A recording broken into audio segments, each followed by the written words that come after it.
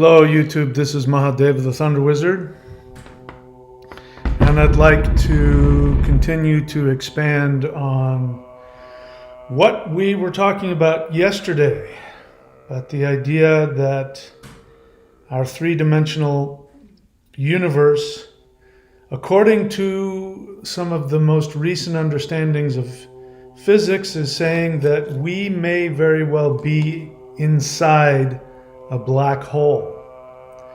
And if this is true, this explains a whole hell of a lot about why we feel as though we are trapped in a prison matrix. So, this is the thunderwizard.com YouTube channel.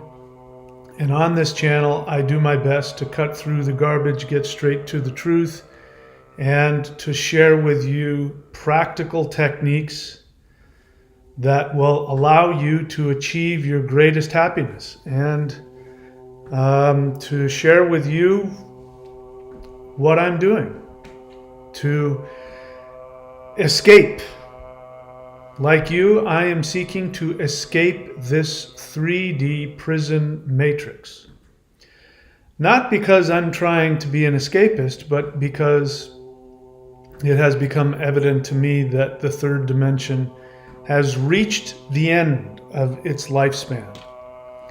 And so if we want to evolve, we have to be aware of the reality of who we are and to wake up to who we really are, which is we are not physical meatbags living in a three-dimensional world.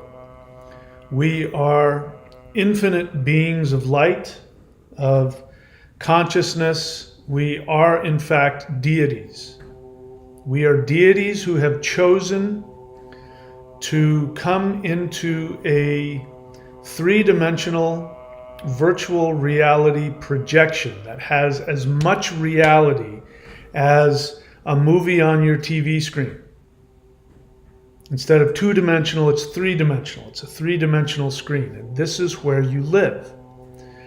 But you have chosen to come here in order to truly find out the truth of your essence. You wanted to have a deeper experience of yourself, and so in order to have that, you had to go into a simulation where you had the illusion that you lived in isolation. And you don't.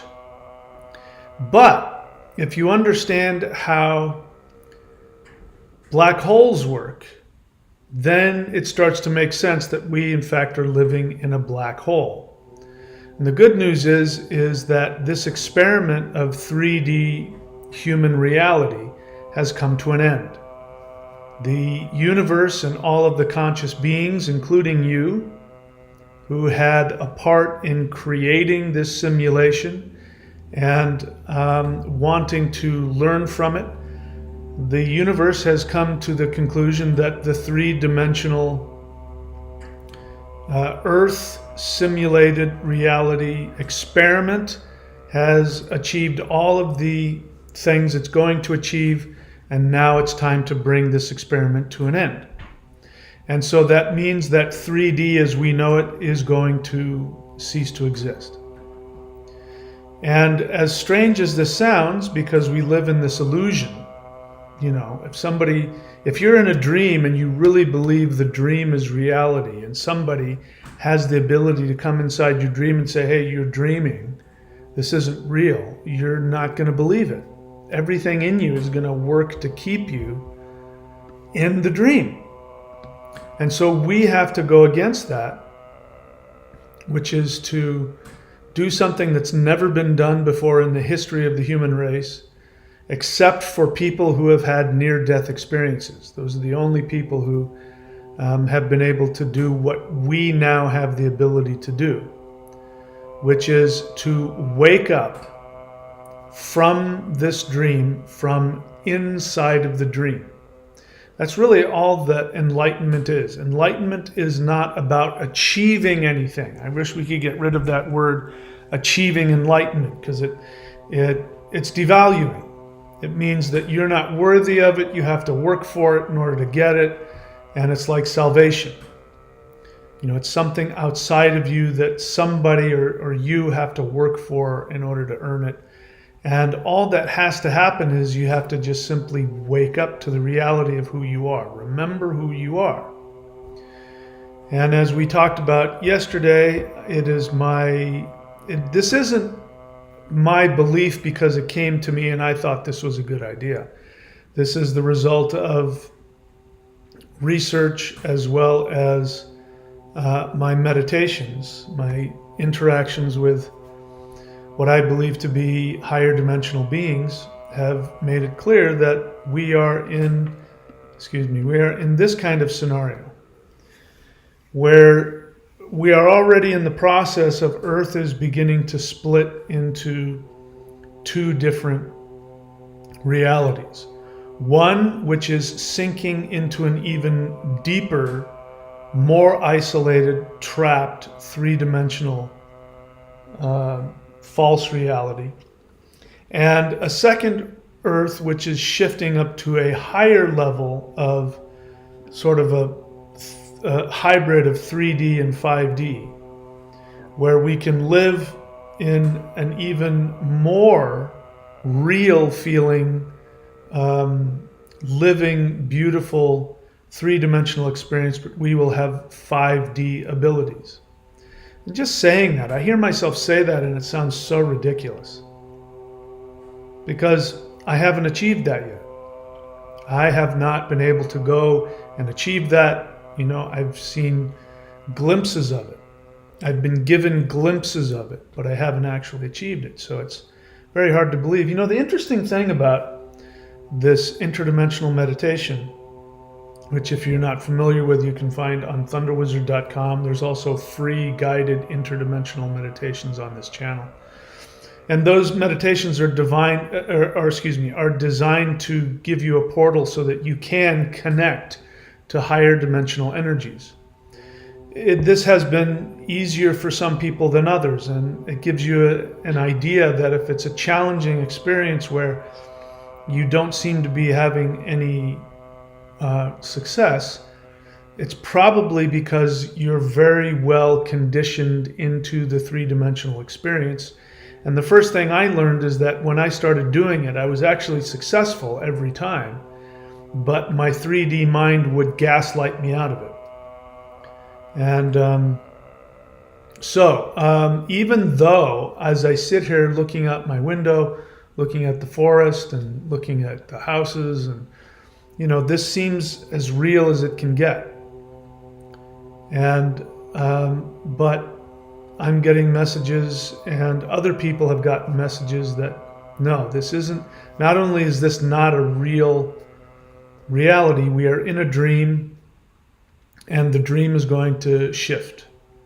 So the real question is, why is it some people, according to the beliefs and according to what I've been told, why is it that some people are going to choose to manifest an even more isolated, unreal, three-dimensional existence?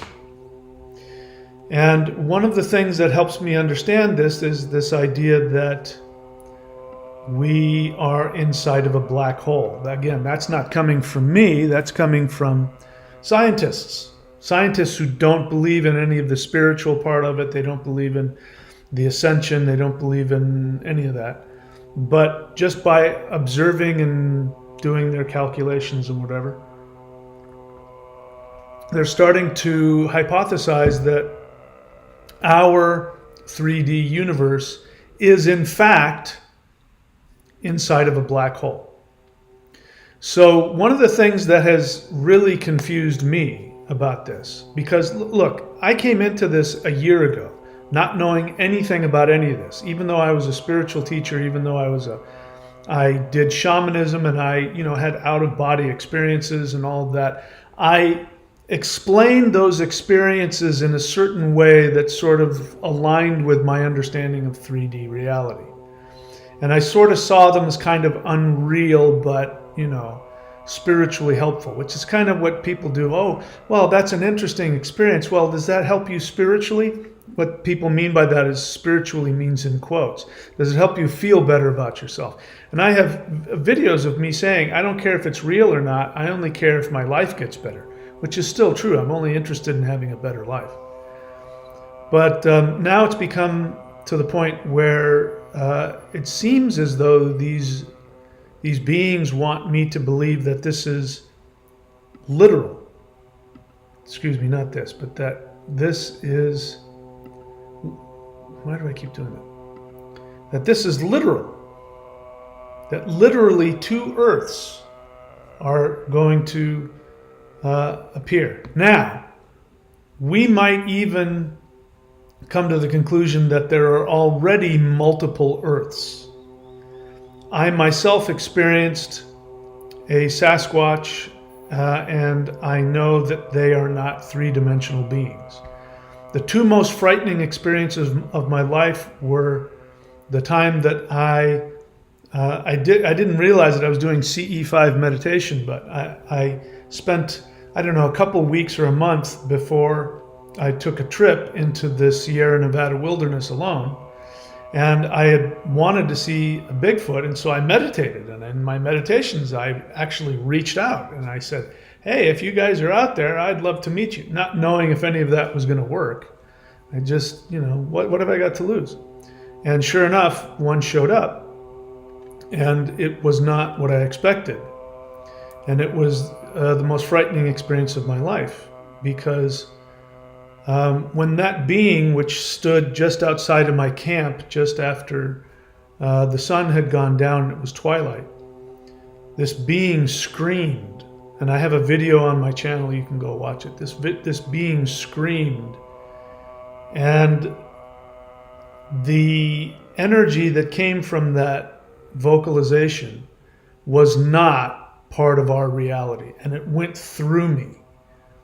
And it was multidimensional in a bunch of different ways, and I felt it. And I became absolutely terrified. I wasn't terrified because there was some big hairy creature, outside of my camp. I was terrified because of the energy that vocalization brought. And my brain went through this process of trying to figure out in the third dimension what I was experiencing. And every time that my brain would try and bring me back into 3D, the Sasquatch would scream. Did it 3 times. It screamed once, my brain broke, and I didn't realize it, I know it now. I was in a state of openness to being a part of another dimension. And then my brain went in a split second, went through all these lists of things it could have been and figured it out. And once I came to a 3D conclusion, I sort of came back into my body again, screamed a second time, same process, my brain broke. I couldn't figure out what was going on. Looking back on it now, I was in between dimensions. And I brought myself back into the third dimension, and then it screamed a third time, and then my brain broke and I couldn't fix it. And then I realized that I was dealing with something that was not part of the third dimension, and I sent out a telepathic message and I said, thank you for coming. I know I asked you to be here, but if you come into my camp, I won't survive. I won't be able to tolerate and understand what's happening. So thank you, please leave. And he did. Turned around and left. And then I immediately forgot, because I had to spend the night in the middle of the forest in the wilderness, 20 miles into the backcountry, so I had to be able to just, emotionally and psychologically survive. So I just immediately, my brain just said that didn't happen. And it wasn't until I woke up the next morning and I'm looking at the sun that it all came flooding back, and I went, oh my God, what the hell was that? It just so happens that that was the eve of 9/11. And I went to bed, and as I went to bed, I saw the faces of the so-called terrorists, who I now believe were actually hired by the CIA. In any case, this is hindsight is 2020. The second most frightening experience I ever had in my life was becoming consciously aware. I want you to listen to my words. I use my words very carefully.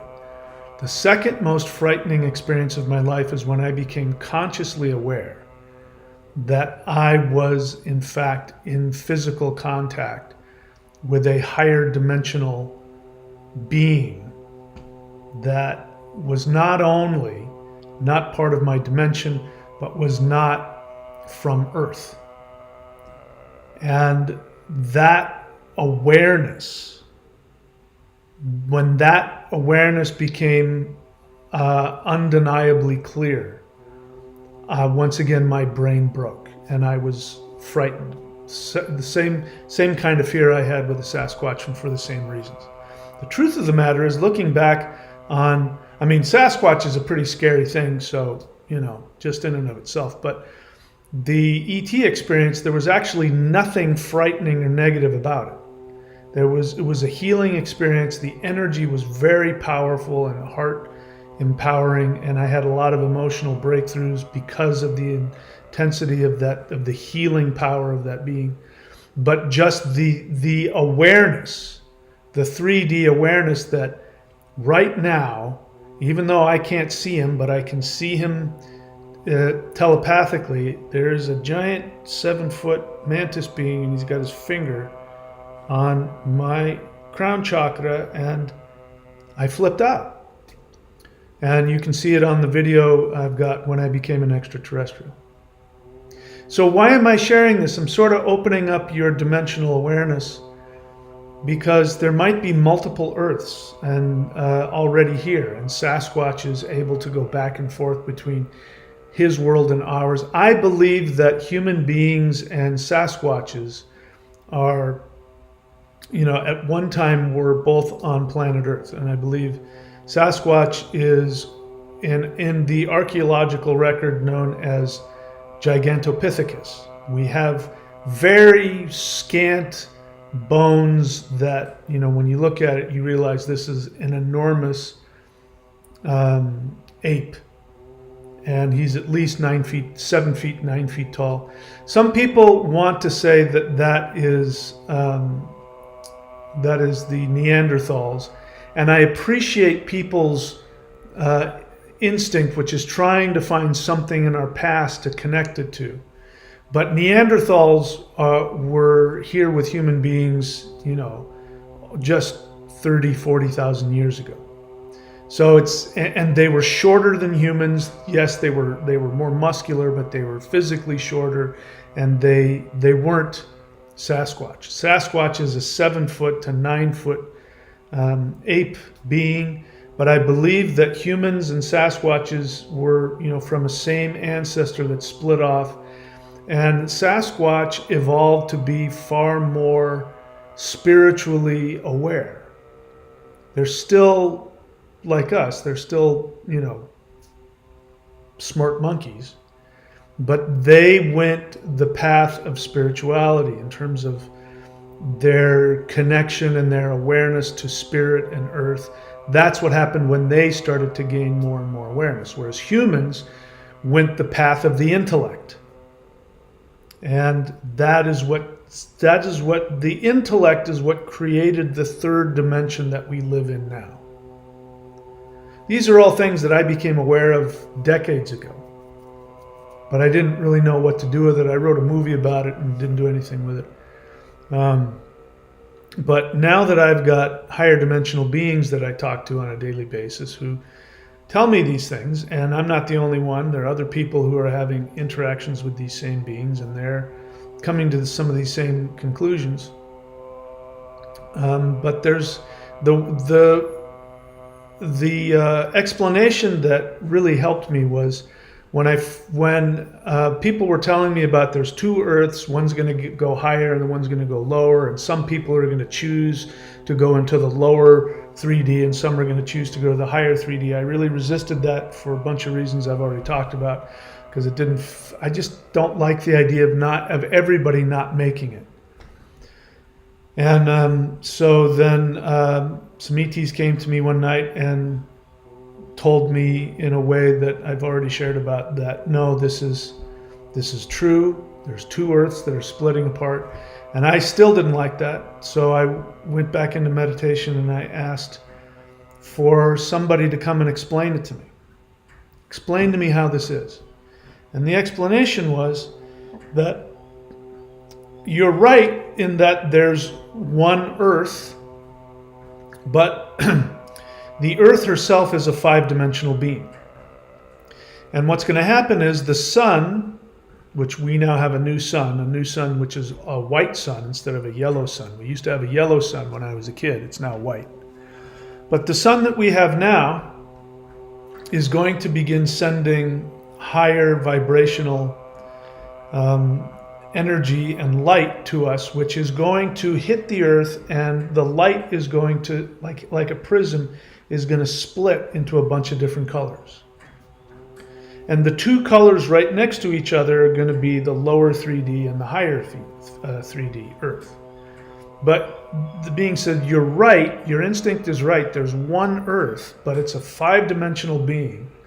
And the light is going to hit earth, and like a prism, the entity we know as earth is going to split the light up. It's just what happens. And it's already been happening, every time Earth moves, when it was near the yellow sun was creating different, vibrations of Earth, which different beings live on. We know this, Earth spirits, you can call them gnomes, you can call them fairies, you can call them Earth spirits. There are people who, when you still go to native places, meaning places where you have indigenous people who have lived there for a long time, there's always a race of beings that are short and they're not human, but you see them every now and then.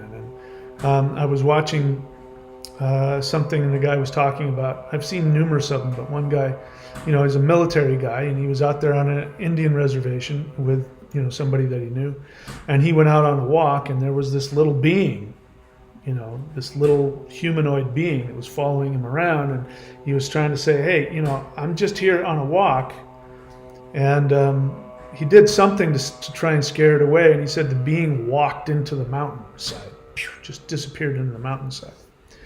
And then he became aware he wasn't dealing with a 3-dimensional physical being. So we have this already, we've had it throughout our reality, and that, when I think about that, that calms me down a little bit. That makes me feel a little better.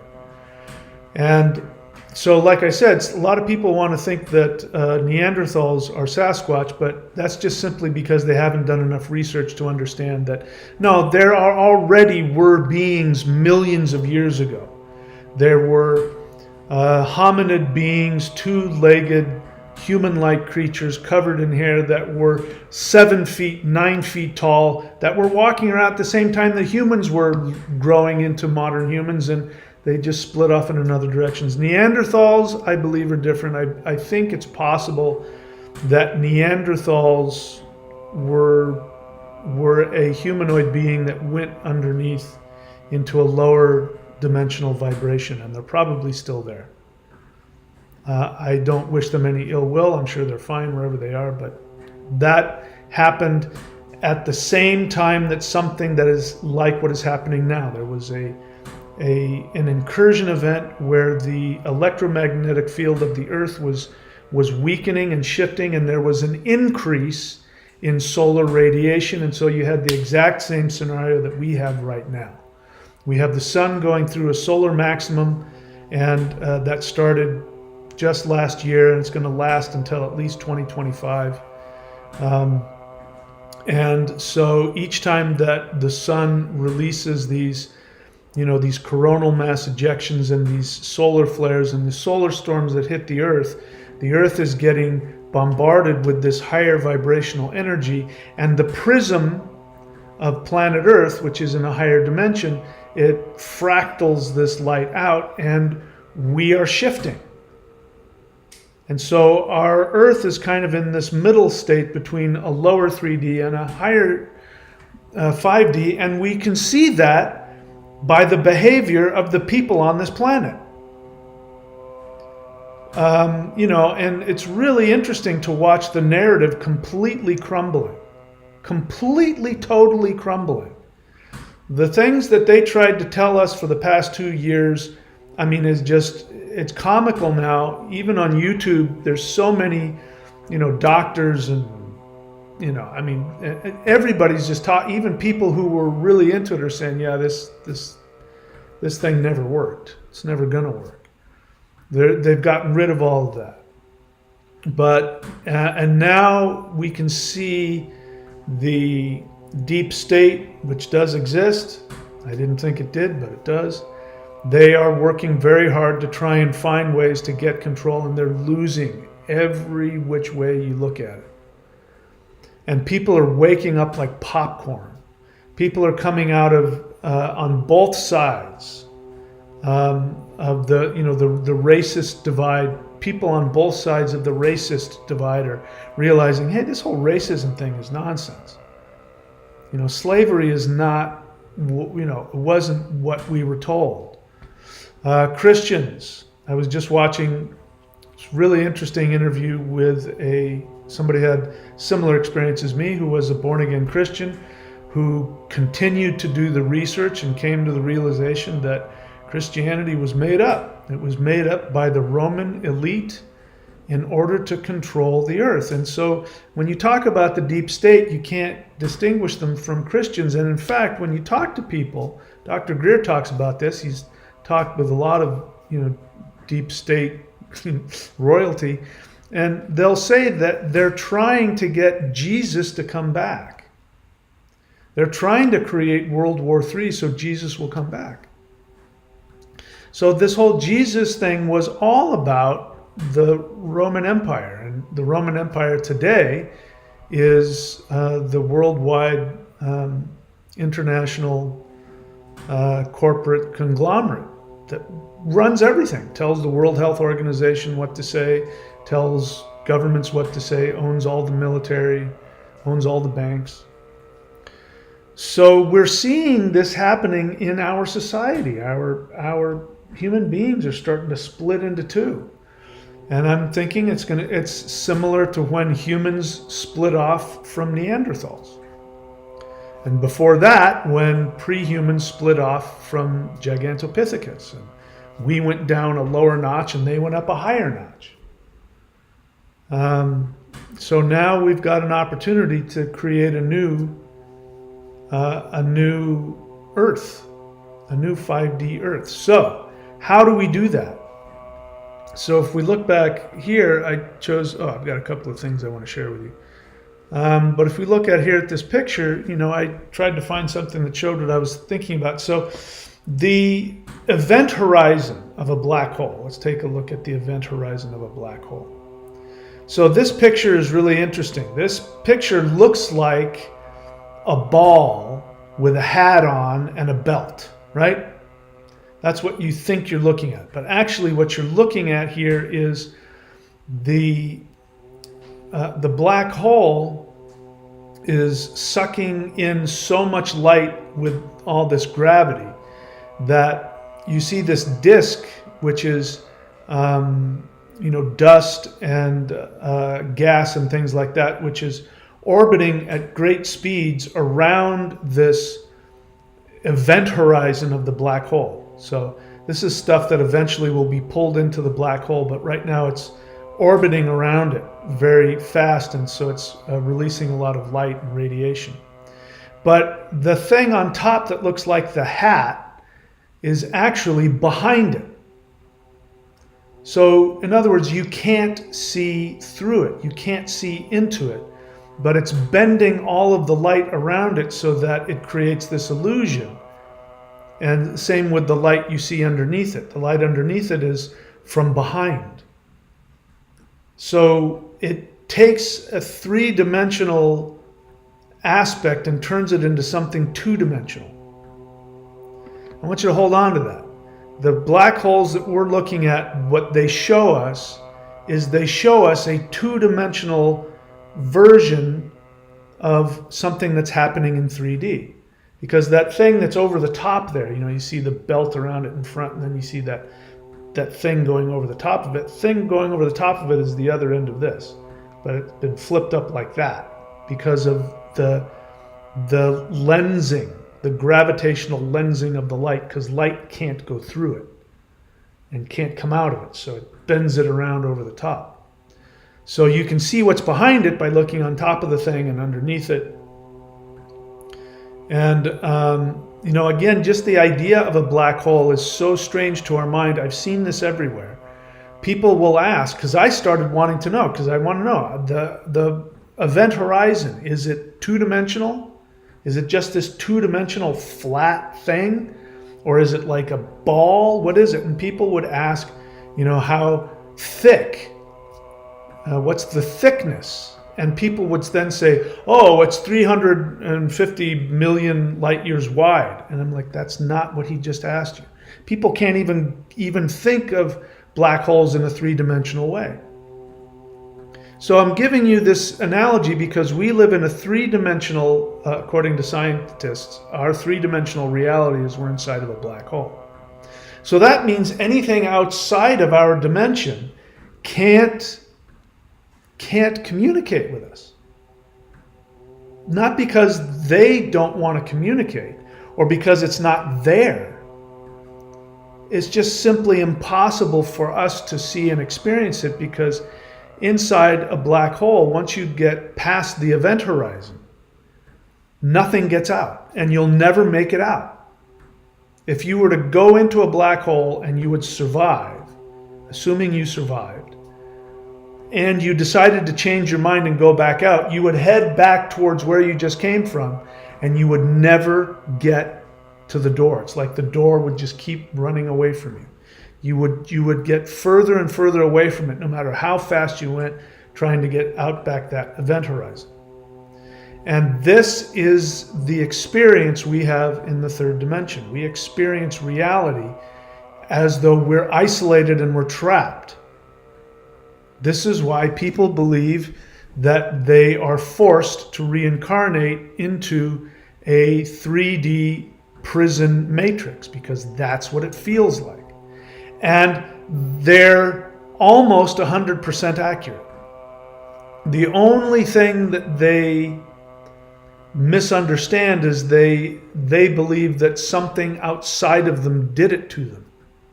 So people come up with belief systems like, you saw, I gave somebody a really hard time yesterday because they just asked a question, which was, how can you trust these light beings? Aren't there evil light beings and good light beings? And I really took that apart and analyzed the assumptions behind it, because I wanted him to see he was trapped in this black hole of fear that wasn't allowing him to think beyond a fearful place. Because as you try and get out of fear, the event horizon keeps running away from you. You'll never get there because light can't escape. That's the thing. And what is light? Light is consciousness. So what I'm saying is that you get inside a black hole and your consciousness can't escape. No matter how hard you try, you'll never be able to get back to the event horizon. And that means you'll never be able to see outside of it. You'll never be able to see or hear or understand anything. So to better illustrate that, I have created well, first let's look at this. So you can see here on the top says image of the disk's far side, the photon ring, that's interesting. The black hole shadow, that's the part where no light gets out. And then the accretion disk, I've talked to you about that. But the actual black hole is so tiny, it's just this tiny little infinitely small point in the middle of whatever this is. And that's where we live. According to scientists, they're starting to say that our universe is inside of a black hole. And that makes perfect sense to me, because that's our experience. So I created this, which is, before I get into this, let me, again, when I was asking these beings, explain to me how there are two Earths, one splitting into a more dense, more isolated, less pleasurable Earth, and one that's splitting off into a higher, more beautiful, more real, spiritual place. And then that's when I was given the analogy of light going through a prism. And what you're looking at, each color looks separate, but each one of those colors is actually part of the white light that's coming through. So if the Earth herself is living in the white light and energy comes through her, and she, experiences that, and it comes through like in a prism, then you're going to see, and if you're looking at a three-dimensional screen, that's important. You got a three-dimensional screen. Imagine if you did this. Imagine you've got a two-dimensional screen and you have a white projector at the back of the room, and all you do is you stick a prism in front of it. On the screen, instead of seeing white light, you're going to see a rainbow of colors. But all those rainbows of colors are coming from one source. That's the way it was explained to me. The Earth herself is a being, and when light comes through it, consciousness, awareness, power, whatever you want to look, comes through it, she then acts like a prism and creates these different colors.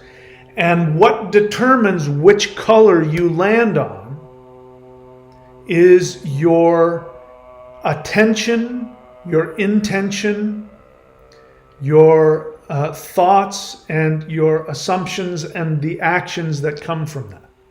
That is what determines which color you're going to be attracted to. If you think crappy thoughts, you're going to go towards a less pleasant color. And I made the point last time that it's victim mentality.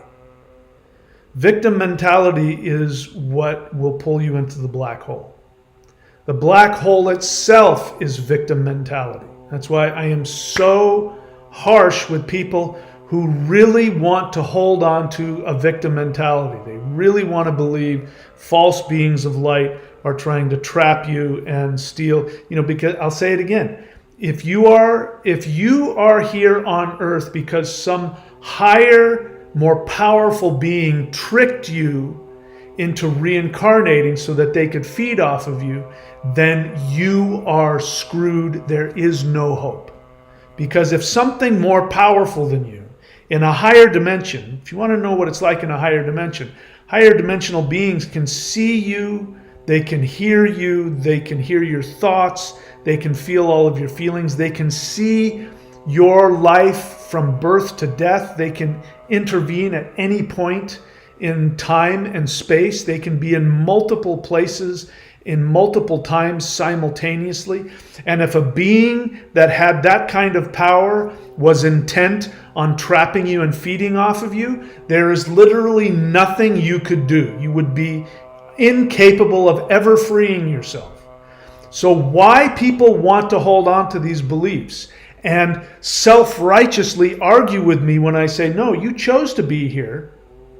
And they get mad. How dare you tell me I chose to be here? They did it to me. I'm angry and I want to stay angry, and I'm seeing the truth. The earth is flat. They're right that there is a conspiracy going on to trap you, but it's being done by humans. It's not being done by anybody else. And the thing about the human trapping is that humans can only control you if you allow them to.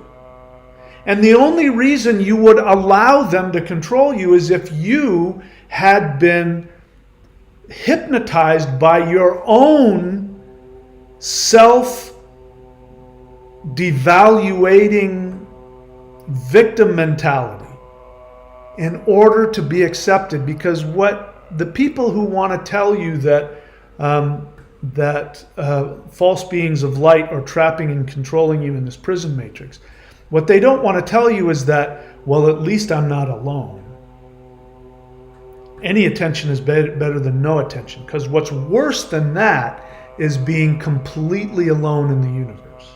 And that's really how victims feel. They feel completely alone in the universe, And at least it feels better because it's like, it's a misunderstanding of love. They complain about it.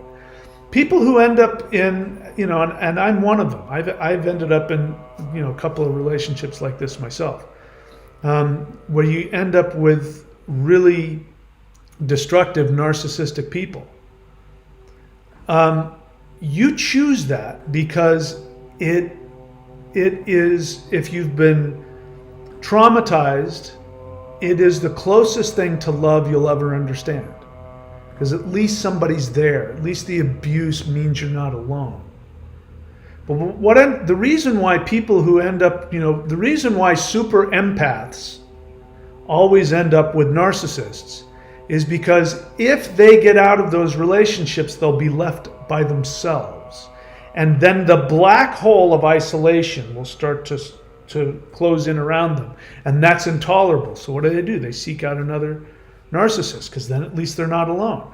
They tell themselves it's about, I'm trying to fix this person. This person was good to me and now they've trapped me and I can't leave because I love them and I have to fix them, or they were so powerful I couldn't get out of it. But it all comes down to, I just don't want to be alone.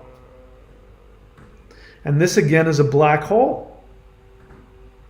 A black hole is living in isolation. Because it's an illusion. It's just a three-dimensional screen. There's nothing to it. And on the three-dimensional screen, you think that nobody can hear your thoughts, nobody can feel your feelings, and it's not true. All consciousness. So, stop trying to hide. If you think you've got something to hide from the world, guess what? Every single conscious being in the universe, including other humans if they go deep enough into their awareness, everybody knows everything about everybody. On the human level, it's happening on an unconscious level. On the higher dimensional level, light beings, gods, angels, They know everything about you from birth to death. They know all of your thoughts and feelings. They're with you, experiencing it with you all the time. You can't hide anything from anybody. So I became aware that what was happening is that as this shift occurs, and as the light is hit through a prism and starts to create different vibrations of earth, people will be drawn to one or the other based on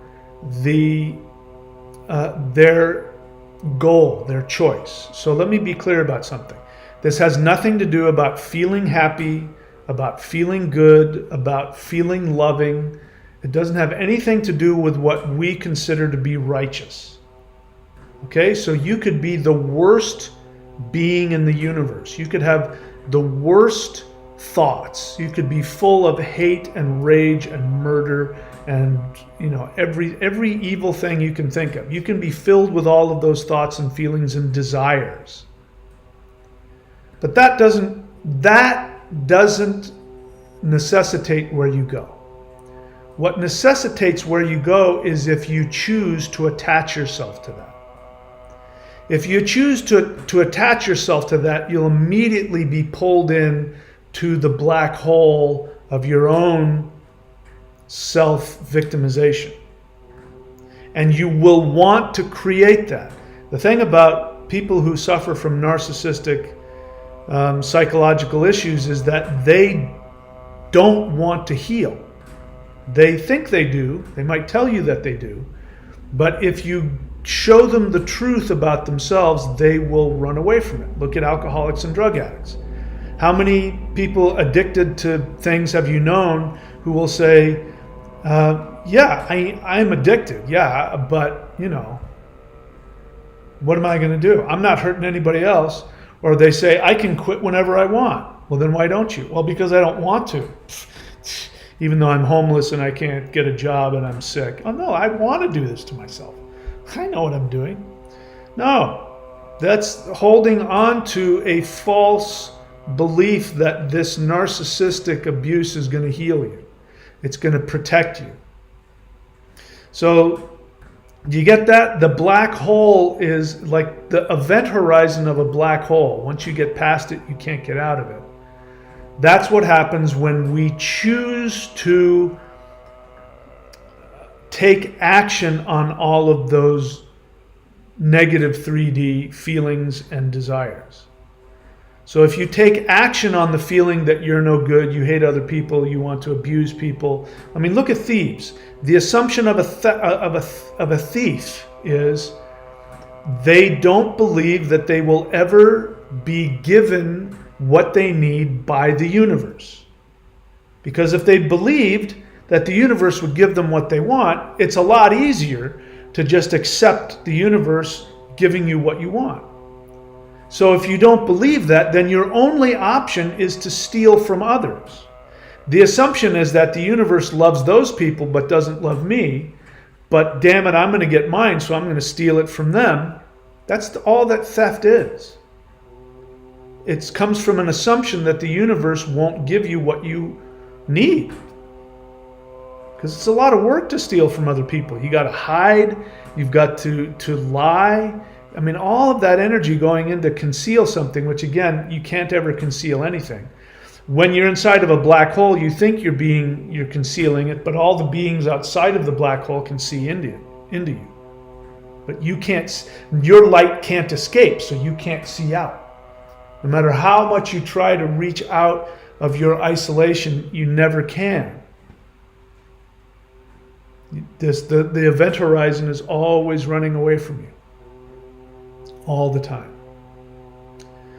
And that explains, by the way, the expansion of the universe. Because, if you talk to a physicist who's going to tell you about the Big Bang, they'll say that the universe is expanding faster than light can travel. So therefore, we can never go beyond the event horizon of our viewpoint. And that's a perfect description of self-damaging victim mentality narcissism. You can never get out of yourself. And it increases. The harder you try to get out of it, the deeper you go into it. It's like quicksand. Okay, so let's take a look at this. I created this. Humans create self-limiting black hole prisons of isolation. So there's a black hole, and now I've told you what's going on. That thing that looks like a hat is actually the backside of the accretion disk.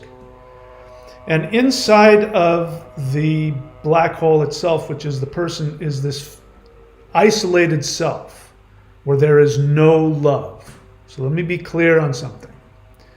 In order to become a narcissist, on whatever part of the scale you want to look at, in order to become a narcissist, you have to first believe that you do not deserve to be loved.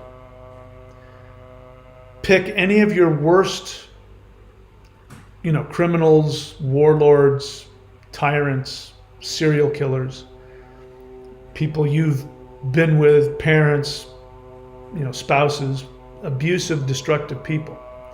What you have is, in the center of those people, you have their experience that they're isolated in this black hole where they're alone and nobody loves them. And they are, not only does nobody love them, they are unworthy of love. Once you accept the assumption that you are unworthy of love, then the black hole collapses around you. That's the, what they call the, what do they call that? Anyway, the inside of the black hole, the infinitesimally small point, that supposedly all the matter in the black hole condenses into this one infinitesimally small, point of matter. The singularity. That's, again, perfect word, the singularity, because that's what you end up. You become singular. You end up alone. You end up a singularity. And it collapses in on you, and it never stops. I don't care who you are. If you're a narcissist or if you're a super empath, you've got this. Because super empaths are just another word for victim. Because what do super empaths do? They always end up with narcissists. And yet they tell everybody, I'm more sensitive than anybody. And in fact, I know what everybody's thoughts are. But yet I somehow end up being hoodwinked by these narcissists. And everybody else can see the narcissist coming a mile away. Why? Because they have love. They have self-love. If you have self-love, a narcissist is the easiest thing to see, because you can see immediately that person, there's nobody home. There's nobody there. That person has no love. I'm getting the hell away from that person. There's just something about that person that just, I don't like being around them. I mean, really toxic people, that word is good. They really are toxic. You know, they can put on a show and they can communicate with you and look really charming and wonderful. And they give off, you know, like the black hole here, they give off this accretion disk, you know, with all this light. Because what happens is the dust and the gas is rotating so fast that it heats up and it creates a lot of light around it. And narcissists are like that. They create a lot of light around themselves, but there's nothing in the middle. There's nothing, you know, it's from all of the people. So I've got codependent prisoners here. They collect people and prisoners, and those people start rotating. They're trying so hard to get to the core of this person, because the codependent, the super empath, thinks, if I can just get to the love that's inside this person and I can bring it out so that they can experience it and finally feel loved, then they will love me and I will be okay. But as they get closer and closer, there's nobody home, and they, you know, it speeds up, and then they get so pulled into the gravitational pull of the narcissist they can't get out. And this is the codependent prisoners. And then I've got over here to the right the ego mask, which is the accretion disk. These are all great words. You know, if we took all of these words and used them for narcissists, they'd be perfect. An accretion disk, things that accrue over time.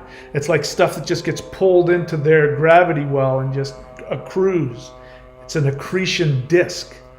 So what do they have? If they're able to, you know, if they're the kind of narcissist that's able to, you know, take from people and then use their wealth to show themselves off, you know, I could throw out some celebrity names, but I won't. You know, they can have the money, they can have the cars, they can have the reputation. That's their accretion disk. It's a mask. There's nobody home. But if you yourself have emptiness within you, because you don't feel loved and you don't feel capable of being loved or worthy of being loved, then all of that shiny accretion disk, which is actually just a bunch of stuff getting pulled into somebody's gravity well, you're going to think, oh, look at how bright they are, look at how loving they are, look at how wonderful that is. And this is materialism. So people who end up in the denser lower 3D, one of the things that's going to bring them that is their materialism. Their belief that money, stuff, you know, model girlfriends or rich boyfriends or whatever it is, the stuff that looks good on the outside, they think if they get that, they'll be safe. Because here's the thing about money. Two things about money. Number one, money doesn't exist. Doesn't exist. It is an idea. It is nothing more than an idea. There's nothing real about it. It doesn't exist. And at the same time, it represents love. So people who either are obsessed with money or don't have money and are trying to get money, these are people who don't feel loved, and they think money will make them feel loved because money represents the love of the mother. And so, you know, this is why, you know, you have billionaires. I mean, think of people who have billions of dollars. I can't even comprehend billions of dollars. I mean, I can't even comprehend millions. thousands of dollars. I mean, I never have more than a few $1,000s in the bank at any given time. Just to let you guys know, I'm not rich. I live, from month to month, and I'm happy to do it because, that's the way reality is. Our ancestors used to go out and hunt for the day. And then when they had what they needed for the day, they would eat and go to sleep. And they'd wake up the next day and say, let's go gather some food and go hunting, because they knew that they could only consume what they needed for that day. And I live like that. So anybody out there thinks I'm rich, you're in for a surprise. I live okay, but the money that comes in, I spend on my life, and then I continue to do my work. And my feeling is, as long as I keep doing what I'm supposed to do, this flow of resources will come to me, which indicates to me, now that I'm looking at it, that I must have some self-love within me, because it means I trust. You can't trust if you don't have self-love. Those of you that don't trust, the guy that asked me yesterday, basically, I don't trust these beings, means that there's a lack of self-love. Because if you love yourself, you trust your own instincts. And you trust that the universe will always protect you. This is an assumption. It's okay if you don't have this assumption, but just be aware of that. So to make the long story short, in order to get out of this isolated black hole of no self and no love, the way out is by tapping into an energy source that is not part of the 3D isolated projected reality. And that is meditation and fearless actions of what I'm going to call quantum love. Hopefully, maybe I'll remember this phrase, quantum love. What is quantum love? Quantum love is you simultaneously love yourself and only do things that are good for you. And you simultaneously understand and experience that loving yourself automatically gives love to everybody else. By the way, those of you who follow the law of one, this is the main reason I rejected it. The law of one is one of the most codependent things I've ever read. Because whoever that person was that supposedly channeled the law of one from some supposed ET, they said that if you give more of yourself than you take, then you will evolve. And if you take more than you give, then you will devolve. And this dualist thinking is not quantum. It is pure codependence. Codependence is the flip side of narcissism, which means it's part of this black hole thing. Which is why people who follow the law of one are the same people who believe they're super empaths, who believe that there are evil aliens trying to trap them. That's why law of one people go back and forth like that. They're dualists. Flat earthers are dualists. They can only deal with 2 dimensions. Even 3 dimensions is too much for them to tolerate. And flat earthers, the basis behind flat earthers is the belief that people with more knowledge and more power are lying to me. And they put a blanket statement on everything. Because there's truth to that, except that, there are some things that are accurate. The earth is round and, things like gravity exist and that kind of stuff. But if you feel so empty and limited and frightened and unloved, then you can't tolerate the thought of anything being beyond a duality.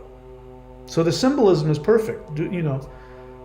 Flat earthers are dualists.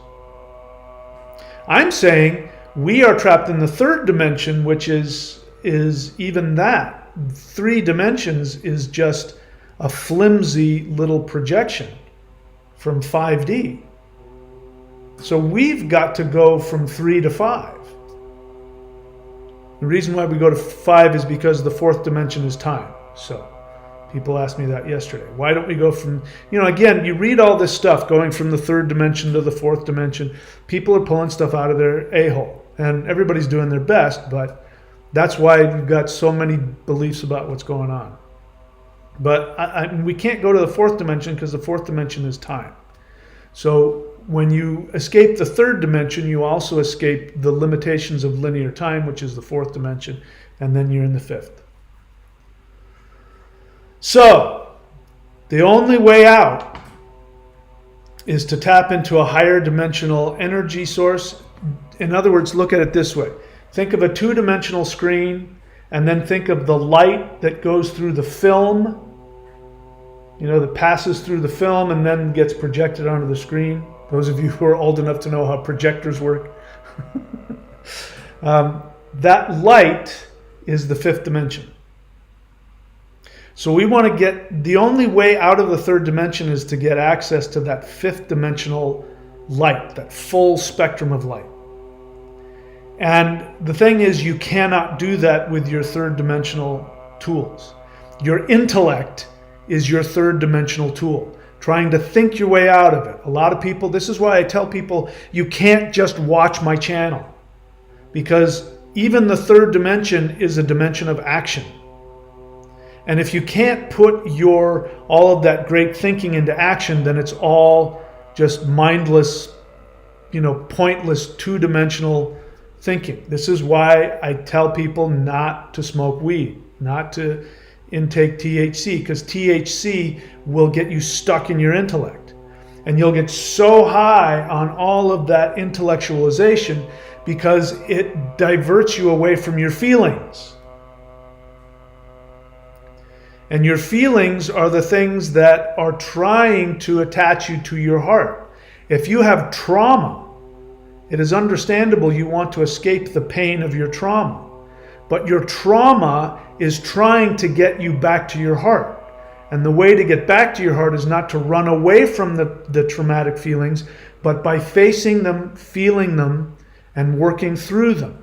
Because between your heart and you is this wall of pain. And instead of increasing the wall of pain by staying stuck in your head, you have to take actions. Actions are the things that will break through the trauma. And the actions I'm talking about are beginning with doing the spiritual practices, meditation, energy work, and then you follow that up by acting on the quantum love. So energy work, meditation, and quantum love. Quantum love is you love yourself simultaneously while loving all other conscious beings. And after a while, you don't have to try and figure that out. All you have to do is just listen to what your soul wants, and if you go do what your soul wants, you'll automatically be loving every other being in the universe. You'll be in quantum love. But you can't be in quantum love without taking action. So just thinking about it, reading books and thinking about these spiritual things, watching a bunch of videos, these aren't going to give you the necessary power to escape the third dimensional black hole. In order to get out of that black hole, you have to have five-dimensional energy, and that can only be attained through a portal. You have to have a portal that connects you to that light in the projector. You have to go past the two-dimensional screen, past the film, to the light. The only way you can do that is through five-dimensional energy, and the only way you can tap into that is through meditation, through energy work. Mantra, I don't care what it is, mantra, Qigong, all of these things have, I'll break it down. Qigong is a form of meditation, but what Qigong does more than anything else is that it empowers your physical body. So you want to have the rainbow body, you want to have that lightened body. One of the things that supposedly is going to happen when the big flash comes and the big shift comes is that people will physically be incapable of tolerating the vibrational energy. So if you want to give your body the ability to tolerate the higher vibrational energy, you do Qigong. And then by doing Qigong, you tap into the fifth dimensional meditation energy, which can take you to the fifth dimension in your meditations. Or you can do it through yoga, same kind of thing. Yoga prepares the body to handle higher vibrational energy. That was the whole point of yoga. It's not about going and doing 30 minutes of stretching.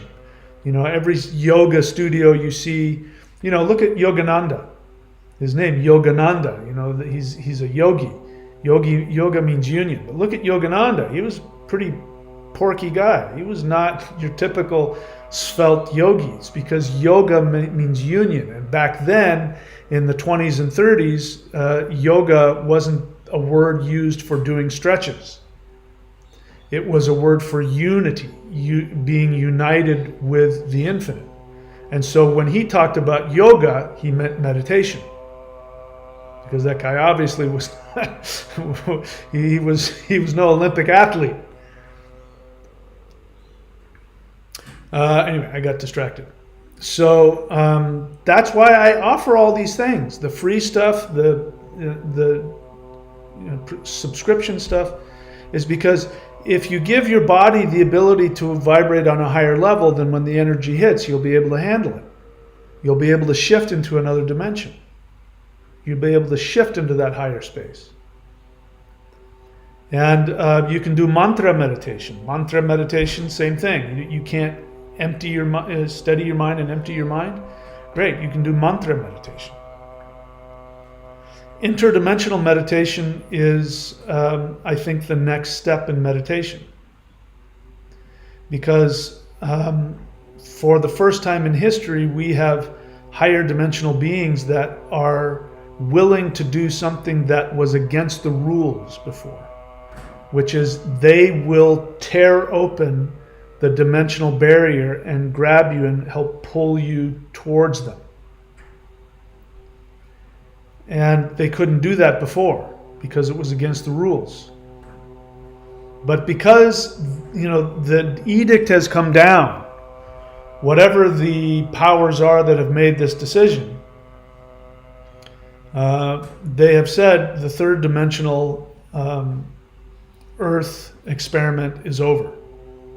So pack it up, get everybody out of the experiment, because that's those of us who are incarnated in 3D. We're still part of the experiment, and so it's like like in Inception. You got to put on the thing and go into you got to pull everybody out.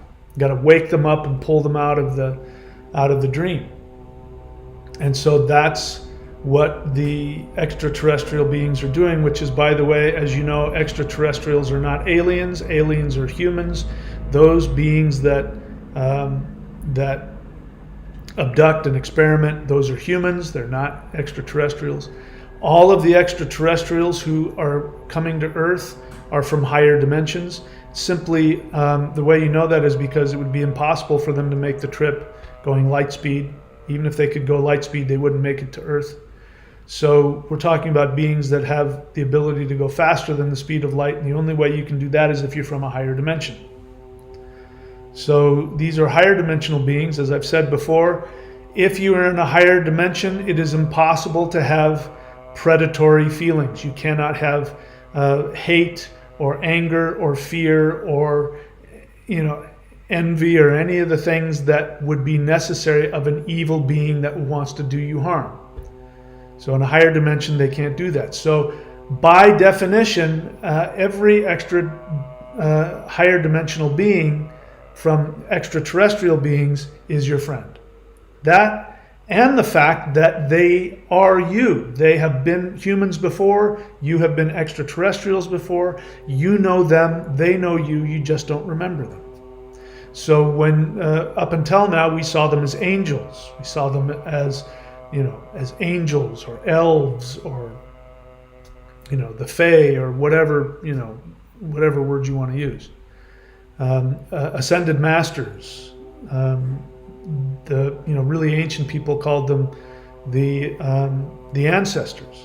So ancestor worship was not just worshiping your father and your grandfather. It was worshiping the extraterrestrials. And the people who really knew that the most that I've seen are the Pueblo Indians of the United States.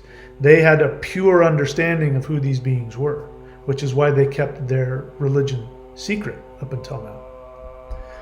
So I'm trying to fill in the holes as much as possible, but the way out is through meditation. And the thing that I recommend, I just uploaded an interdimensional meditation, a guided interdimensional meditation. I uploaded it to the free channel because I want everybody to have access to it. And to be able to just simply focus on the world that would give you the greatest joy. Because that is going to vibrate you, what? To one of the higher vibrations of the different earths that are coming up. So if you don't want to ascend, because you have to make the choice, and everybody will be given the opportunity, so don't worry about that. It's not like Christianity where those who haven't heard the gospel are going to go to hell. No, if everybody will be given a choice at some point. At some point the energy will hit them and they will have to make a choice, and they'll have to decide what they want more. Do they want to die to the third dimensional limitations and experience a greater experience of unconditional love, which is not easy? When I told you the two things that frightened me the most, that's what I was experiencing. I was experiencing energies of unconditional love that my third dimensional body and brain couldn't handle. It felt frightening. It felt like it was killing me. But it wasn't. It was just a level of love that I'd never experienced before. So it scared me. And the same thing will happen with people. If they choose not to accept the higher dimensional energy, it will mean that they will be pulled into the lower 3D. They will be pulled into the lower 3D as opposed to the higher one. So the way to do the work on yourself, since the call has come, all right? You got it. You got one of those amber alerts on your phone. And the higher dimensional beings have said, the 3D Earth experiment is over. Everybody pack up. Everybody get out. We're going to evacuate the area because there's demolition crew coming. We're going to get rid of this. So everybody out. And you have two choices. You can either go to the really crappy neighborhood down the street, or you can move into the new, really cool, higher dimensional neighborhood up the street. It's completely up to you, but everybody's got to go. Yeah, you don't have to go home, but you can't stay here. So everybody's got that message now. So if you've got the message, you've heard it, your way out, the portal that will take you there is energy work and meditation and taking action towards quantum love, loving yourself and loving others equally.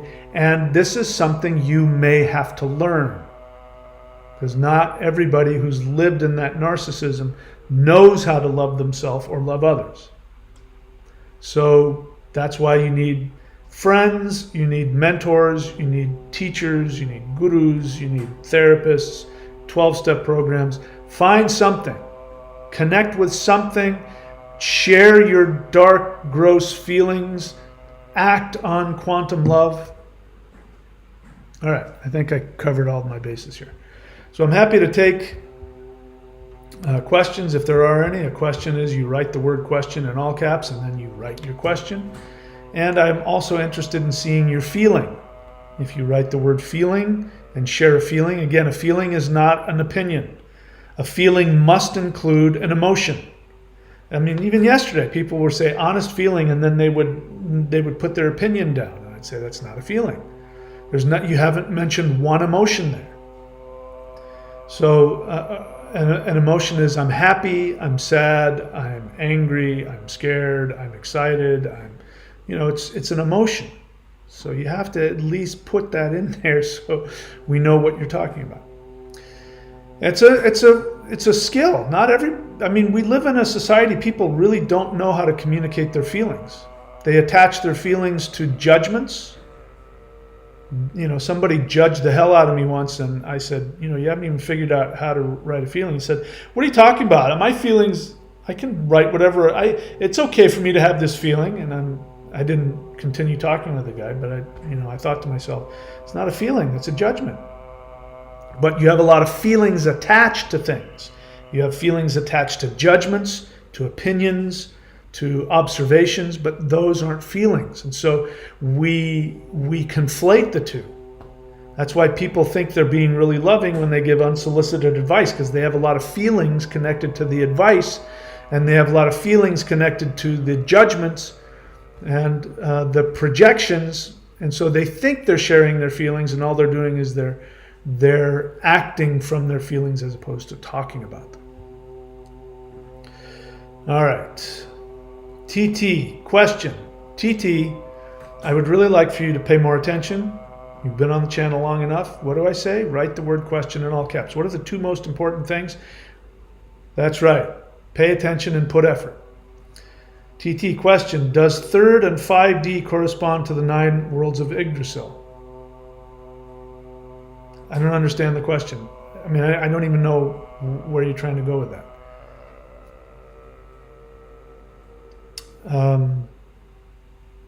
If we're talking about the 9 worlds of Yggdrasil, we're talking about 9 dimensions. So the 3rd dimension would be Asgard.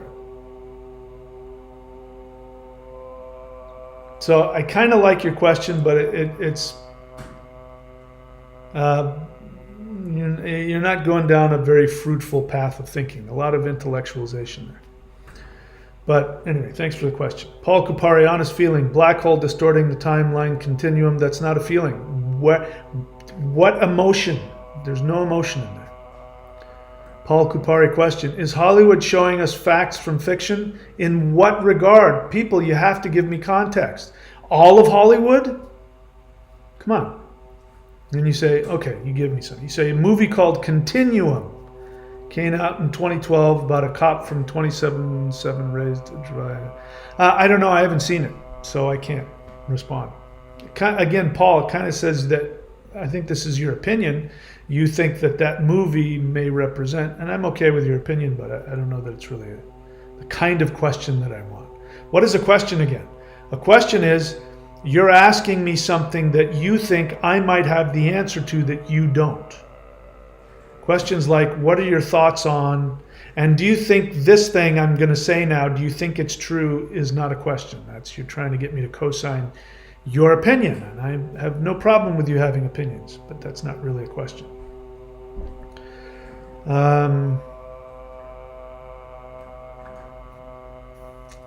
Let's see. Singularity. Yeah, that's what I was trying to say. And what is this nucleus with a question mark? Oh, I was trying to find out what was the center of the, yeah. So it's important, guys, on the I mean, you may not remember this. You don't have to remember this. This is my thing. I don't look at these questions until I'm done with the lecture. So you can't just assume that I know the context of your one-word burp. I need context. Naim's Cloak, honest feeling. At times I feel frustration because I think things are not happening fast enough. Me too. Welcome to the club. Then I take an action and feel relief even though nothing has appeared to change but me physically. So, one of the other possibilities is that the world will shift into a higher dimension and we won't know it. That's a possibility. And the reason why that's an important possibility to just assume, it's probably safe to assume that, because like you said, if you change your focus and you change your frequency based on your intent and your action, then that shifts the earth in front of us and we don't see it changing. It just feels normal. This is what the Mandela effect is trying to teach us. The Mandela effect is saying, no, the world is changing. How can I prove it? Because history is changing. And not people's opinions, but actual history. A lot of Mandela effects aren't Mandela effects. It's just people misremembering stuff. But things like, you have the Zapruder film, which has changed, and Kennedy's car now has 6 seats in it instead of 4. And you also have photographs from magazines from that era where there's only 4 seats. You have 2 different histories. And they're both right. Which means history is changing. It means the shift is already happening. So what's going to happen is in the lower 5D, there's going to be 6 seats in Kennedy's car. Whereas those of us who were in the 3D heading up to 2012, before probably 2012 is when the light started hitting the prison. But before 2012, Kennedy always had 4 seats in his car. There wasn't 6 seats. There was only 4 people in the car, not 6. Those kinds of things.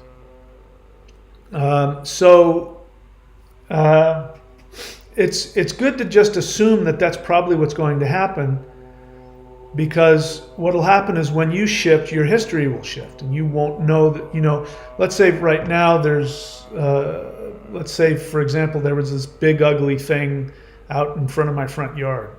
And I went and meditated and did my thing and shifted myself up. And then I went and looked outside, and I'm feeling like something feels better. I don't know. I got a better view. I wonder, something feels different. But because I shifted up, I'm no longer part of that reality where there was a big ugly stump in the front yard. Does that make sense? So just assume that. Because why you should assume that is because if you believe that your actions will determine the reality, that meaning the actions that you take, your meditations, if you believe that that is going to determine the reality you live in, then you're going to be motivated to do the meditations and the actions. Whereas if you think it's just going to happen one day, people waiting around, I want this, like you said, I've had that, other people say that, I can't wait for it to happen, when's it going to come? And the ETs told me, because I asked them, I said, when is this thing going to come? And they said, it'll come when you decide it comes. They tell me that every time. It'll come when you decide it comes. And so that's a decision. It's an action. But yes, you say, then at times I feel frustration because I think things are not happening fast enough. Then I take an action and feel relief, even though nothing has appeared to change but me physically. But maybe everything has changed.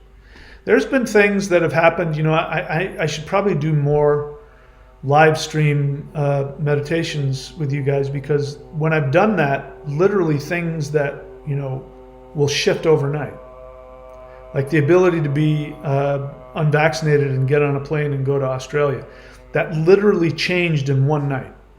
I did a meditation, an online meditation for something else for us, and the next day that impossible thing happened, and I went, whoa, that wasn't there yesterday.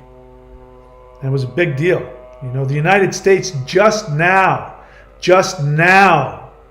May 11th, up until May 11th, I don't know if you know this, but up until May 11th, no non-US citizen was allowed in the United States if they weren't fully.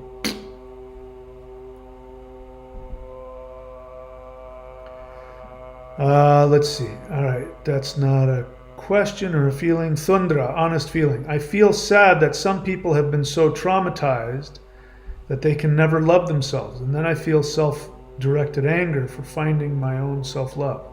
Yeah, you feel guilty, right? That's a great understanding, because this is really important.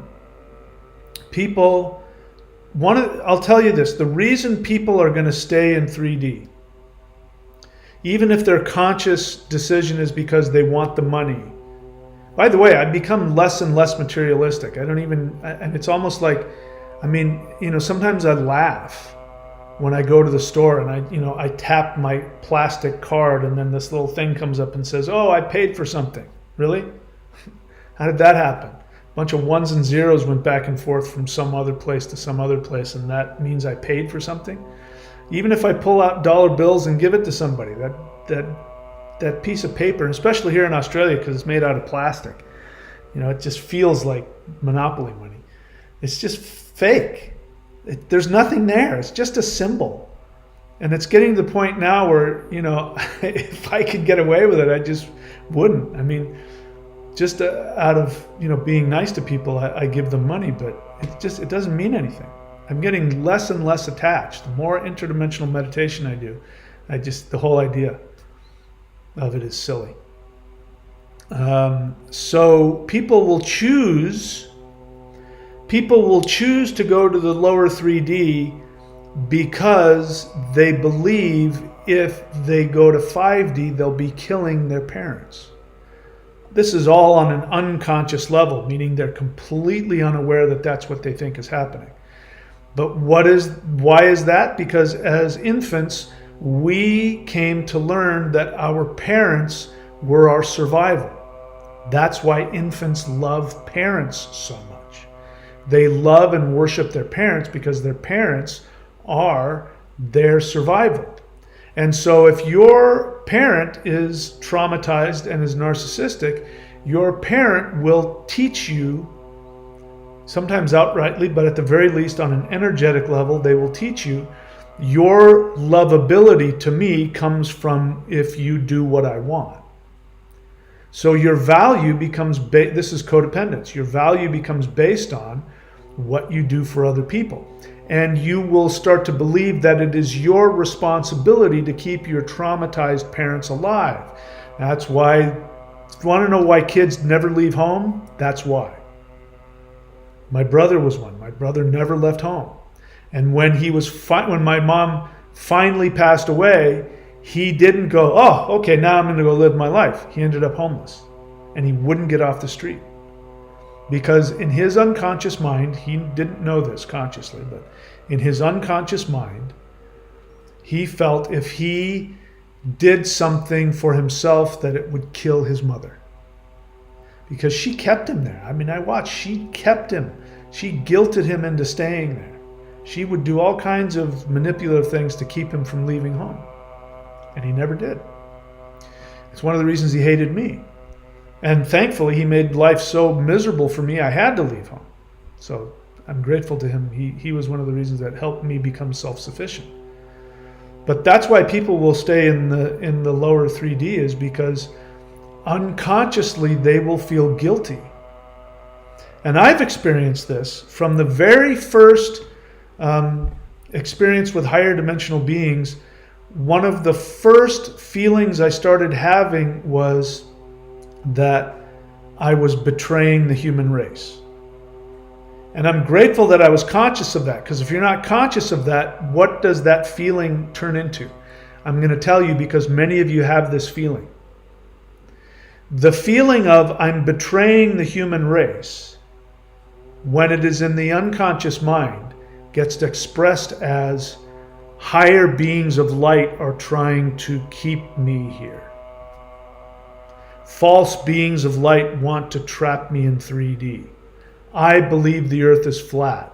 I believe in reptilian beings who are stealing our energy and keeping us trapped. You notice how the theme of keeping us trapped. They create that. They'll look for things and make up things to keep themselves trapped. Satan is a great example. Satan keeps us trapped. These are all things we create so that we won't kill our parents by becoming individuated. So the people who end up going to higher 3D will be people who either are individuated or who are choosing to become individuated. There's one thing, the thing is, the Christian religion, just to be clear, was a made-up religion, and it's filled with a lot of very psychopathic, devaluing, manipulative things in it. But they pulled from existing religions and they pulled from existing truths and mixed it in with a bunch of garbage.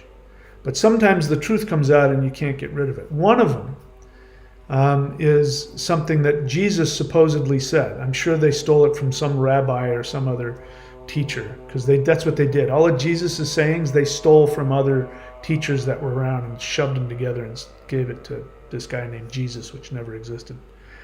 But one of the things that he supposedly said, which is brilliant, is he was going in Galilee and he was walking through, giving the kingdom, the message of the kingdom, which is the kingdom of God is within you. Again, there's a truth.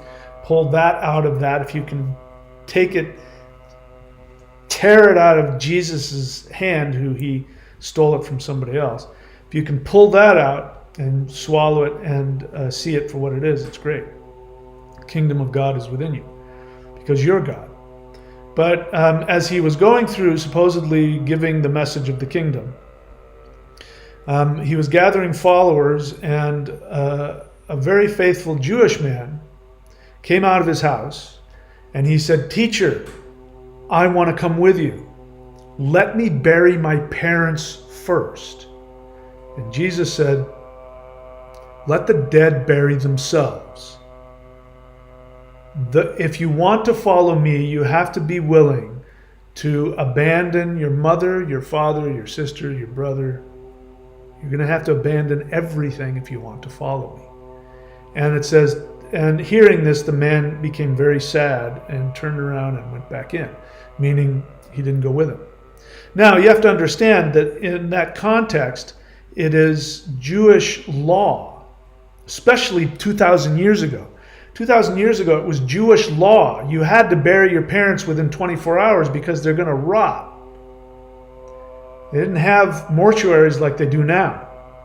And you lived in the Middle East, I mean, it's hot there. People are going to start to rot immediately. It's going to smell flies. Immediately, that body is going to get nasty very fast. And that was seen as disrespectful to your parents.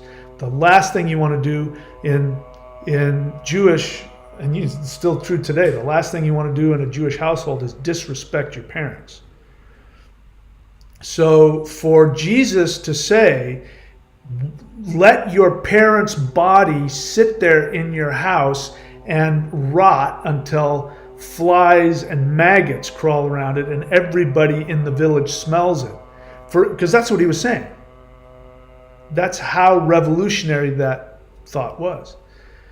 For him to say that was so blasphemous that anybody who was in any way connected to the narrative wouldn't be able to follow it. Now, the Romans put that in there because they were wanting to dislodge the Jewish people from their traditions for one reason only, so that they would pay taxes to them.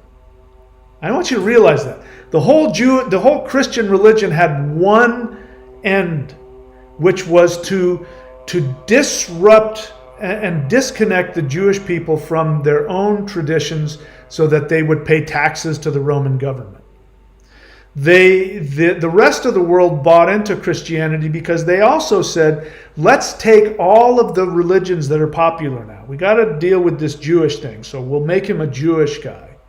And then we have to deal with all of the Greeks who are into the Logos and all that other stuff. And then we have to deal with all the people in Alexandria who are into all of the religions surrounding, all that Egyptian stuff. And then we have to put in some Romulus and Remus so that the Roman citizens, the good Romans, will worship this guy. That's who Jesus is. He's this conglomerate of Romulus and Remus mythology, of Egyptian mythology, of all of the mystery religions, the Greek Logos stuff, and they took bits and pieces from Jewish prophecy. They smashed it all together and they called the guy Jesus so that everybody would pay him. That's what the whole thing was about.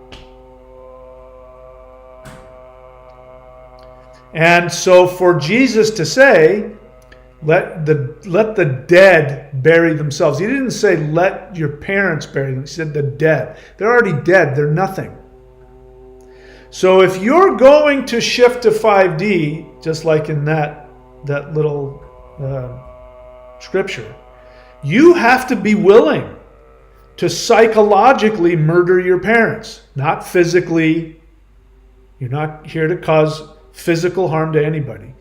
But to your unconscious mind, to your psyche, when you make your happiness more important than your dysfunctional parents, to your unconscious mind, which is an infant, your unconscious mind will feel as though you are murdering your parents. And there is no sin greater than that, because if you murder your parents, you end up killing yourself in the 3D. So going to 5D means dying in the 3D.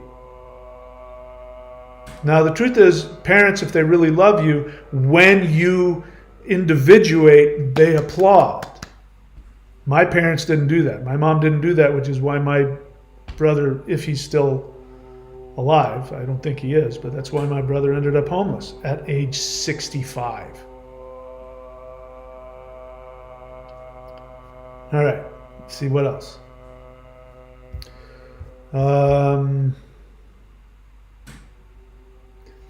Niame's cloak. Let's see. Niame's cloak. Okay, I read that. Niame's cloak. Question. Have you ever had the experience of manifesting something you want, but only when you least expect it? Yes. All the time. Anyway, there's my answer to your question. Yes, I have. Thunder Gucharon, honest feeling. Again, for those of you, nothing personal. I'm scrolling through everything that's not a question or a feeling. Thunder Gucharon, honest feeling. I feel sad that some people have. Oh, I already read that. TT question. Honest question. Okay. Do you interpret the war between the Aesir and the Jotnar as an allegory with a deeper meaning if there is no strife in 5D? TT, thank you for coming onto my channel. Thank you for coming on repeatedly to my channel. But I'm deeply hurt, I'll get over it, that you haven't read my books. Have you read my books? If you go here to courses.thunderwizard.com, or if you go to Amazon and type in Michael William Denny, or if you go to michaelwilliamdenny.com, you will see a bunch of books. I don't even know how many I've written by now. And among those books are things called, shamanism, and I don't even know I can't remember what I called it. Awakening. There's two books: Awakening Sleipnir and Mounting Sleipnir. And I tell you about all of those things and what they mean.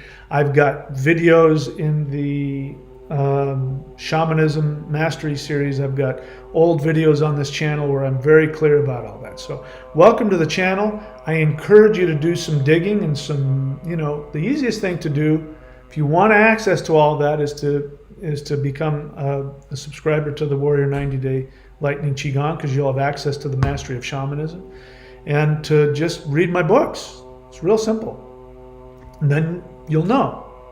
Because what you're asking me, you're asking me a very deep question about the symbolism of this stuff, and that's a whole 2-hour lecture. So go find that, and you'll have those questions answered. Thank you for asking.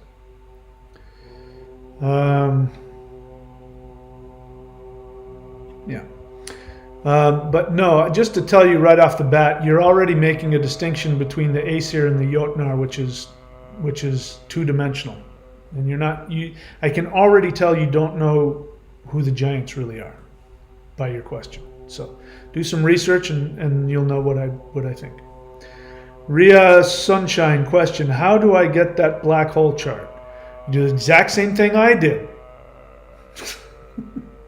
Which black hole chart do you mean, by the way? Do you mean this one? I just made it. So there you are. You can take a screenshot. I mean, people, you guys have to learn to do the same things I do. You just pause the video, and on my computer, I hit Command-Shift-3, and it takes a screenshot. And now I have a picture of it. Otherwise, you can go on to just type into Google black hole. This one right here, that one I took straight off the web. It's just black hole diagram. Seriously, guys, it's not that hard. It's pretty easy. Just do, that's what, anyway, that's how you can have both of those things. This one I made up. I took a picture of a black hole and I put that on there. And this one I took directly off of the web. And this one I took directly off the web, and then I don't even have, I can't even say I photoshopped it. I just have, this picture program, just a basic picture program, and it lets you put text on it, and that's how I make my thumbnails. It's very low tech. Naomi's Cloak, you skipped my question. Oh, did I? Let's see here. Have I ever had the experience? I think I answered that. Was that your only question? I think I answered your question. King the Conflagration at TT. Okay. King the Conflagration, that's not, he asked me what I thought. He didn't ask you what you thought. So two things there. You're giving unsolicited advice. You're talking in class. And since he asked me, he wants to know my opinion. And that's not my opinion. You can't speak for me. So I appreciate you being on here, King of the Conflagration. But that's your opinion, not mine. So we're going to remove that. Rivera Rocks question, what is spiritually a dying star? I mean, what is the spiritual symbolism of a dying star? I don't know. I have no idea. That's a great question. I have no clue. I know that stars and planets are 5-dimensional beings. So is that a star that is that a 5-dimensional being that's pulling out of 3D? I don't know.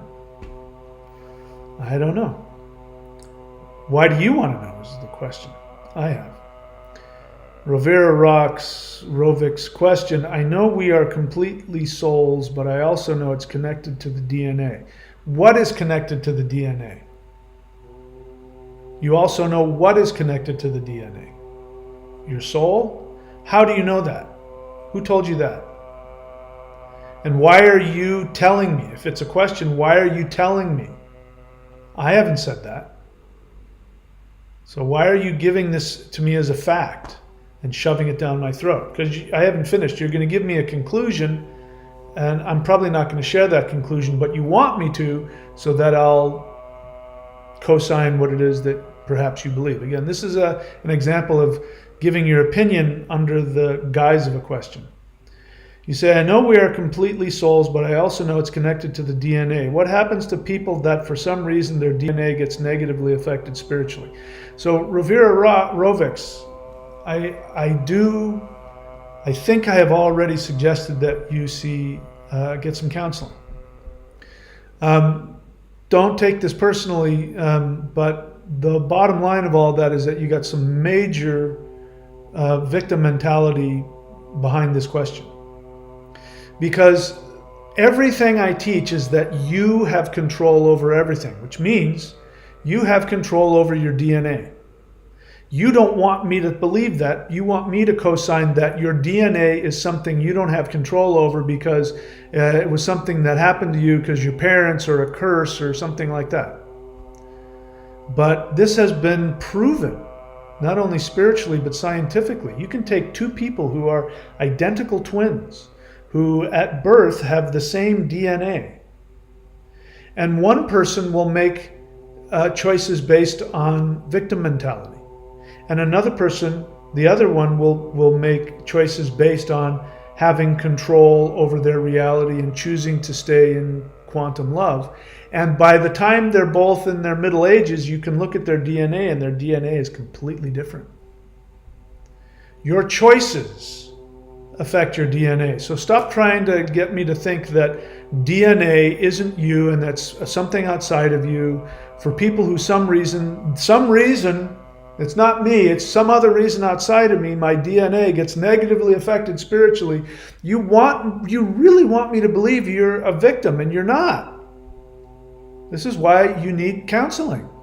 I know you've been traumatized, but your trauma was designed to convince you that you're a helpless victim. And I understand that's not an easy thing to get rid of, and I understand that there's deep history in that within you, but you really need to let go of that. And it's coming out in your questions. So, no, it's not true. You say, I know we are completely souls, but, and everything after the word but negates what you just said.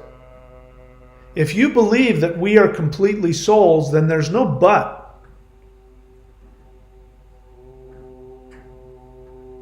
It means that you've chosen everything and you can continue to choose. The good news is if you've chosen everything in your reality, you can choose to get out. But until you accept that and start acting on that, then nothing's going to change. So the good news is you are taking action on that. You're coming onto my channel. I know I don't know what you're doing. You're probably doing something, some of the practices. But yeah, the whole assumption behind your question is faulty. I'm changing my DNA right now as I'm talking to you.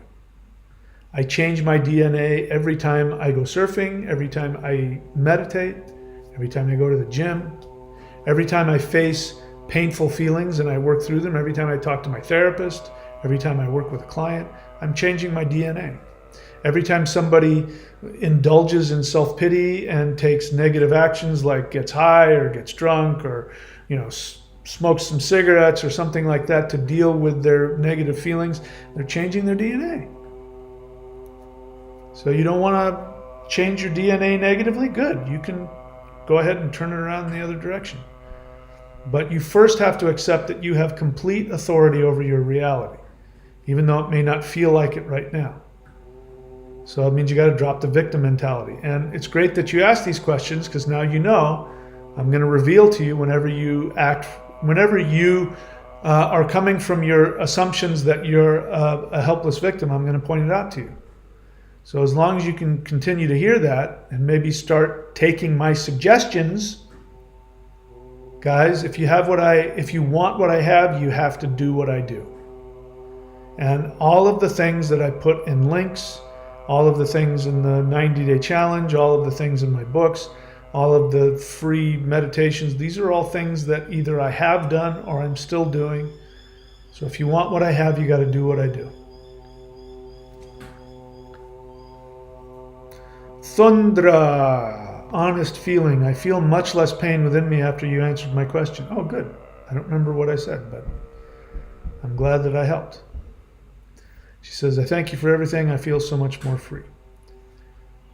Rovera Rovix, feeling is not in all caps. I tend to feel bad and judge myself for being 23. Oh my God, you're only 23. Geez, you got your whole life ahead of you. You got nothing to worry about. You're ahead of this curve. You're gonna be one of those people that in 5D, you're gonna be one of the shaman people in the village, and people are gonna come to you and they're gonna say,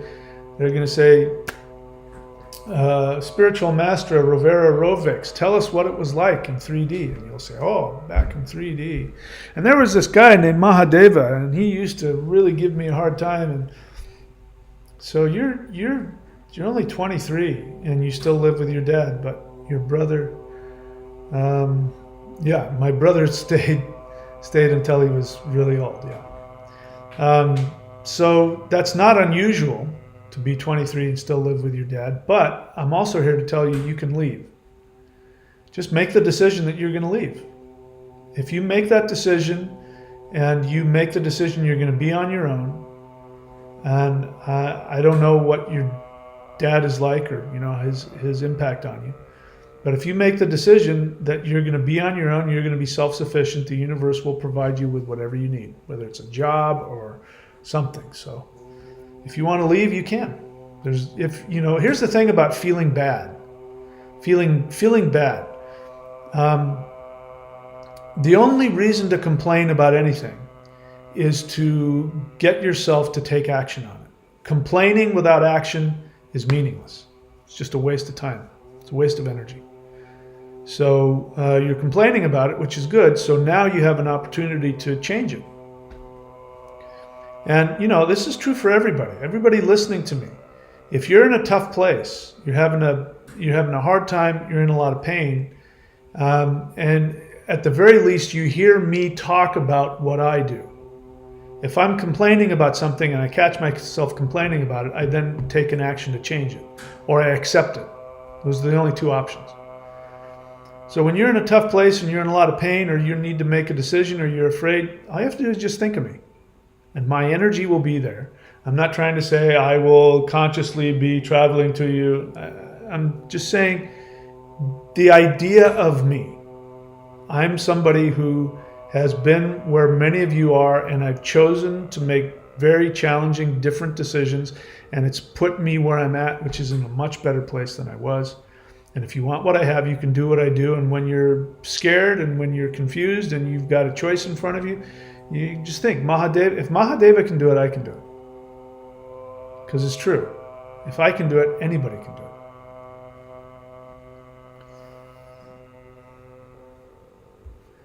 Okay, let's see what else.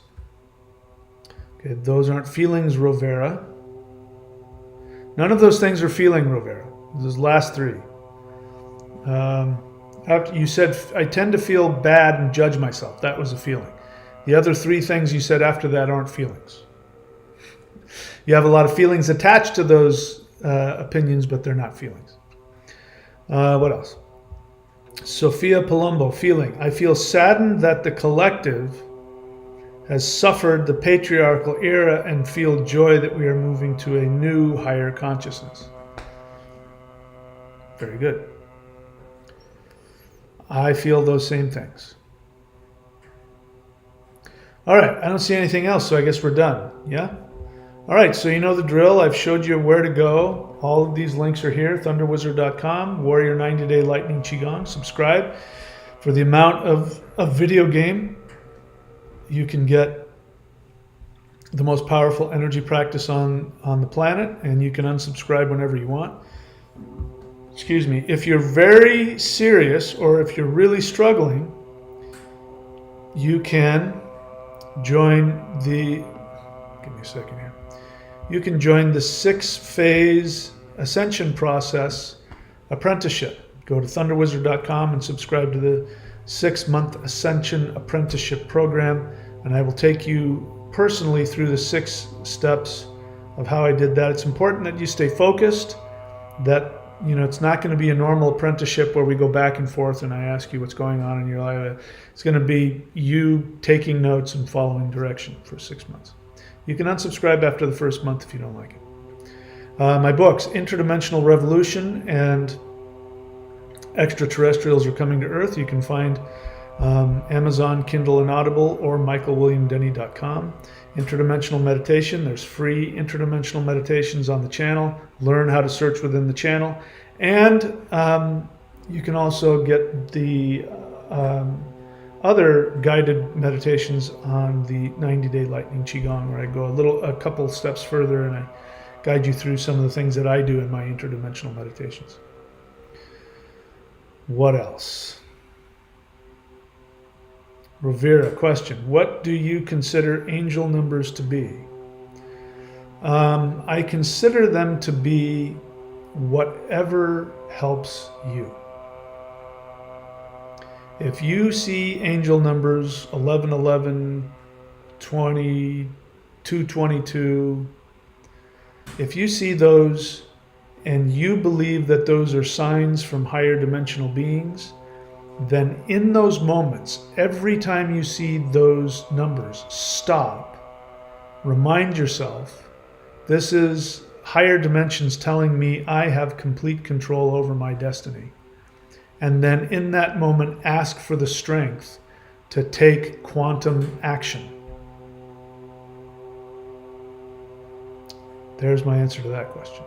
What is quantum action? Quantum love, where you take loving action towards yourself, which is loving towards everybody else. By the way, you can take a quantum love action and have somebody hate you for it.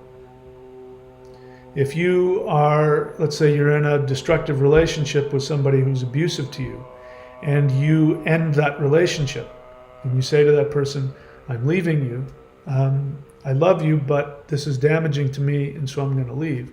That person may hate you for that, but it will be the most empowering thing that you can give them. Because then they might change, but you're not responsible for what they do. So bear in mind that quantum love doesn't mean having people like you back. It means doing the thing that is best for them when you do what is best for you. And that means lots of times going against the narrative, not getting in the arm, not staying in a destructive relationship, not making decisions to get other people's approval. All of that is not love. Having people love you all the time doesn't mean that you love them or are acting lovingly. All right, that's it for me. I'm all done. Thanks for showing up. I appreciate all of you. If I've done or said anything that's been hurtful or offensive, bear in mind I'm doing what I just said. And to the best of my ability, I am acting as lovingly towards you and towards myself as I can. And so hopefully it's been helpful to you. That's it for me, guys. I will see you all next time. Take care. Oh, we can look at that.